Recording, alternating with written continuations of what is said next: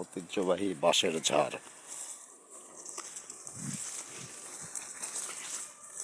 আল্লাহর রহমতে এরম যদি একটু জায়গা আমি পাইতাম থাকার, তো উপকার হইতো আমার।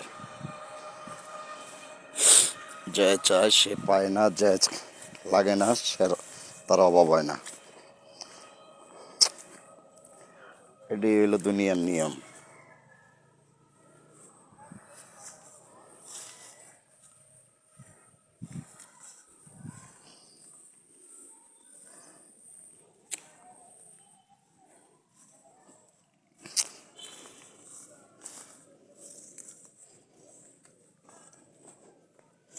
আমার মতো গরিবে পায় না, বড় লোকের লাগে না, কিন্তু কেউ রে তরতে দিবও না।